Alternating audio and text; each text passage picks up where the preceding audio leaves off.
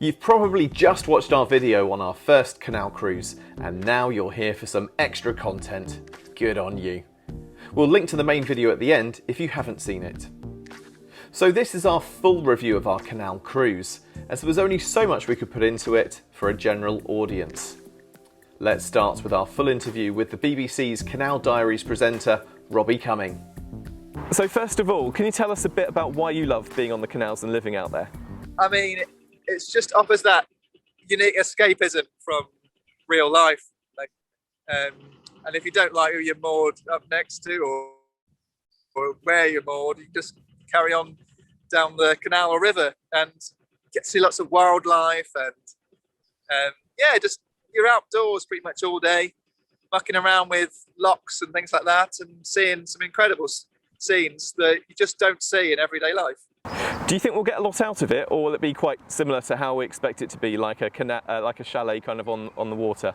I mean, it is sort of roughing it, so expect to feel a little bit like you're camping or staying in a bunkhouse or something like that. I know you got your kids with you as well, so yeah, you'll have loads of fun because they'll enjoy just being in a different space. Will be so excited. I doubt you'll get any sleep. And what tips do you have for newbies like us? What should we watch out for? What should we do? I suppose some of the water tank, obviously to me, but not perhaps to you, because yeah, there is a finite supply of water, especially if everyone's having a shower or, you know, washing pans all day long and stuff like that, which is obviously we've got to do. Power is another thing that you might have to worry about if you're not moving all day. So don't worry if you're cruising all day, the engine's charging up the batteries, you're good, you're fine. And sometimes if you've got solar panels like myself. But yeah, if you're stuck in the rain, you know, have to moor up for a day and just run the engine just so you can have power for any devices you might have to take with you. Who'd have thought it and have to think about that? Really simple question, how do I make it go? There's a accelerator here, usually, and you just want to go that way. Okay? Don't go that way, go that way. What's it like when you're actually manoeuvring around the canals? Is it quite easy to move around, like the steering, and people are quite nice when you go past them or coming up to a lock? It does vary, you know. Some people have just had a bad day, so yeah, they won't be as friendly. Enjoy being a bit of a spectacle. You might bump into a few things, but if you concentrate, look ahead, see where you're going, and be wary of other boaters, and pass port to port. So that's going on the right side of the canal. Then you should be fine. Just enjoy it. That is an important part of it, which side of the canal to actually sail on. And finally, my wife is coming with us, and my mum and dad are coming as well. Have you got any tips for someone who's in a confined space for 3 days with their in-laws? Yeah, I'd get another boat. Definitely get another boat. Yeah. Or take some bikes with you and yeah, cycle on ahead. Open some locks. I love it. And finally, do you think it'll be a chilled trip for us, or do you think it'll be a little bit stressful, or how do you think it'll go? I mean, you've got all your family with you, so if you're good at organising them and they'll actually listen to you, you should be all right. You should work as a team, and it'll be great fun. But I'm sure at least one of the members of your family will get tired and not want to join in, and I think that should be fine. Just let them chill out in the boat. Not everyone has to be doing the same thing, so I think you'll have a chill time, and hopefully you won't get too stressed out about which direction the boat's going to go in. You'll get there, and there are other boaters who will help you out if you get stuck. Love it. Thank you very much, Robbie. Thanks for your time. I'll let you get back to your sailing. You're welcome. Thanks, dude. Cheers. I really, really enjoyed it. It was a total bucket list trip for me. I think ever since you first took me on the canals and I first came to England and we went for a walk along the canal and saw these gorgeous boats and this easy living of traveling at 1 or 2 miles an hour and living on a boat, and just life just totally slowed down, and it wasn't what I thought it would be. I thought it would be just relaxing the whole time, and there was a few times where we got a little bit stressed, but it was nothing that was too stressful for us. It was like an adventure holiday, but in England, which I really, really liked. But it also was relaxing in a way because you're only going like 1 or 2 miles an hour. And that was actually a tip that we learned as well, that if you go slower, you have better control. If you drive fairly slowly, I can keep control more.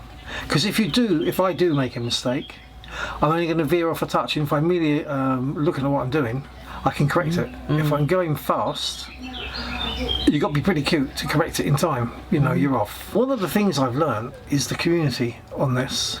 It's just, on this canal, it's just so good. You know, when I bumped into someone and like afternoon 1, I thought, oh, they're going to go ballistic. But actually, people have gone into us and just sort of think, all right, mate, I've been there, don't worry. I love that there was a little community of boaters out there. So one time we got stuck and someone pulled us out, and then another time we held the bridge open for someone. So I love that aspect of it. And mostly it was great to just have like a little adventure all together and have a proper adventure holiday. But the risk was very minimal, you know, so bumping into a boat or getting stuck in the weeds wasn't, you know, a big deal. But it was just fun to have like a little project that we all did together, wasn't it? We all chipped in and stuff. So I like that bit a lot. I'd say it's been challenging. It's been an experience. It's been good fun. It's been hilarious. I think I've gone through the whole range of feelings at different times, you know. Dylan, what did you think of it? Well, it was better than I thought it would be, because I feel like it was a bit, I thought the canals were going to be a bit faster, it was a bit more slow, and it was a bit more relaxed, and it depends which days you're talking about. The first day was a bit okay because I loved it at the start, and then we started bumping into boats and stuff, and it started getting a bit stressful. And then you're talking about the second day and third day, it was much better. We only bumped into like one boat, and that was probably like their fault. After the first day, I was very stressed. I was thinking, is this actually going to be a trip for me, kind of thing? And I would have got over it the second day, and I would have been fine.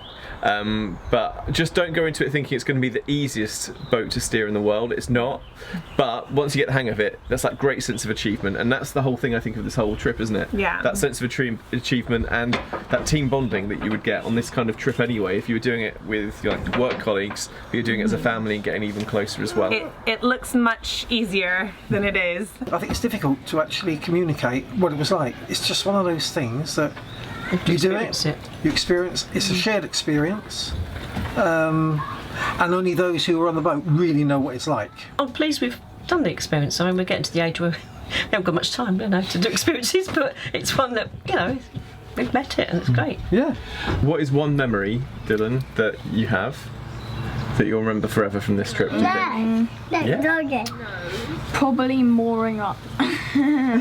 I don't know why, but I love like jumping out of the boat and like the swing bridge. That's definitely a big memory. I feel like it was a really educational trip for the kids, unintentionally so, because like their vocabulary, they now know words like mooring and I don't know, swing bridge, I don't know, all these all these things that were just not in our vocabulary. Canal. And the physically doing it and understanding how a boat works and the different parts of a boat and how we have to pump in water in and out for the shower and things. It was super educational, but like a life lesson. It wasn't in a textbook, it wasn't in a classroom, it was just a really fun way to learn all these things, wasn't it? I think I remember all the little crashes. That was quite fun. I'll remember the crash that was front on, which was actually nothing because we had a bumper, but I was right in the front and I just saw us coming closer and closer and closer and bumping head on to the wall or whatever it was. That was quite funny. I loved the swing bridge. That it just felt really cool to be like in charge of a bridge and to, I don't know, be in charge of it all, I guess. Yeah. And to be honest, my favorite memory that I will hold for my entire life is sitting in this exact spot with a pillow, no phone, no one around me, and just moving at 1 or 2 miles an hour and just watching the world go by. It was just the most peaceful experience. Like, if I could bottle that and sell it, we'd be millionaires. It's been comfortable. There's been a few tight squeezes, but you know, we expected that really. You know, it is a narrow boat after all, but The kitchen's very well equipped. It amazes me how all the cupboard space. I think that's very good too. Bed's been comfortable. And the bathrooms are lovely, aren't they? All mod cons. It's the fun of being on the water. It's like a caravan on water, really, isn't it? I was really surprised. It's basically like you took a holiday home and put it in the water. It has everything very similar to what a holiday home would have, you know, the beds and everything. And it's a little bit cramped, but bigger than we expected as well. Yeah, much bigger. Yeah, much bigger than we expected. How was it for having someone who's 3?